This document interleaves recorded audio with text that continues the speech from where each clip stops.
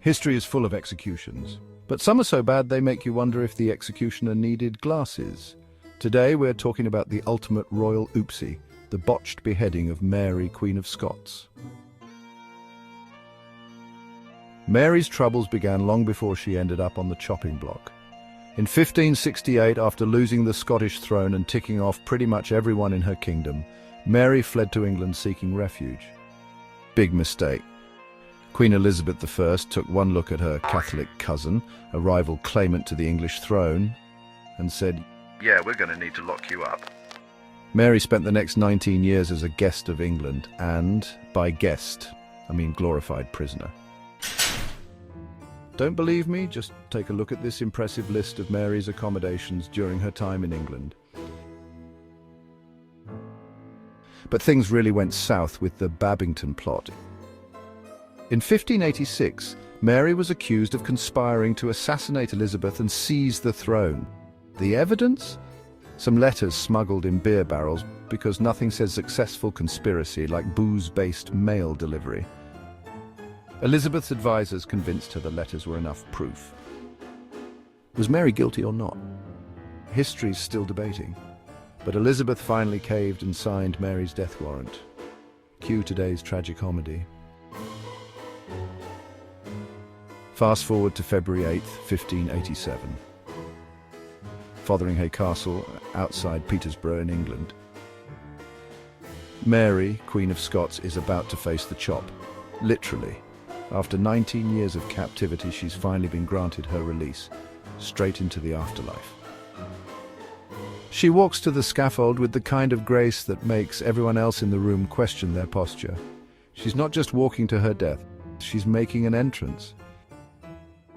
Mary's dressed all in black, the ultimate goth queen.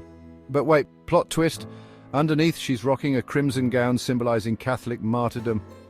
It's a bold fashion statement saying, "I'm dying, but make it dramatic." At the top, she addresses the crowd. "I am a true Catholic queen, unjustly condemned." She kneels at the block, whispering prayers. Her attendants arrange her gown and place the blindfold over her eyes, but you can feel the awkward tension in the air. Everyone's hoping the executioner knows what he's doing. Spoiler, he doesn't. The first swing misses. Yep, the executioner botches it completely. The axe lands on her skull instead of her neck.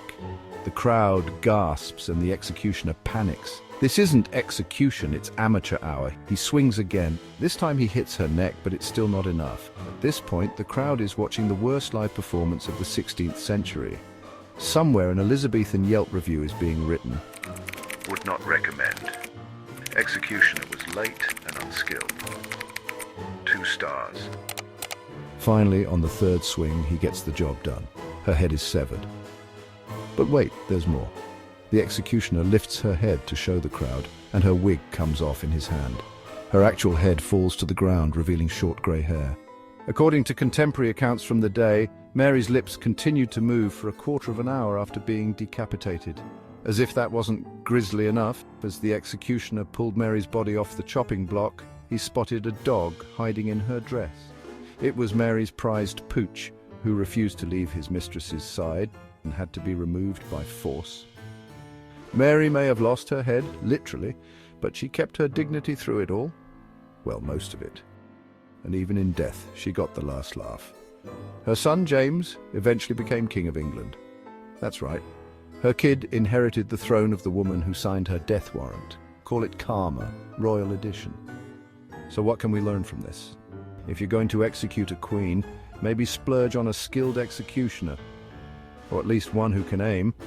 And if you're Mary, Queen of Scots, well, maybe next time avoid the whole treason thing.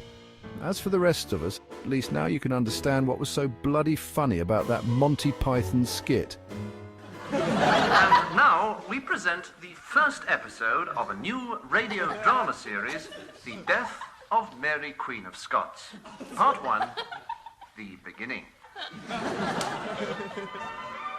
You are Mary, Queen of Scots? I am.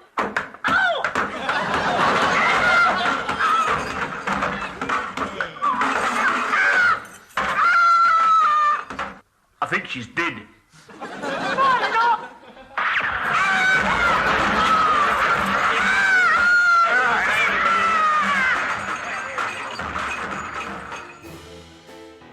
Thanks for watching. Leave a comment below if you think Mary deserved better, or if you just love a good historical train wreck. This is Dr. Nigel Islington, telling you to stay curious, but most of all, stay gross.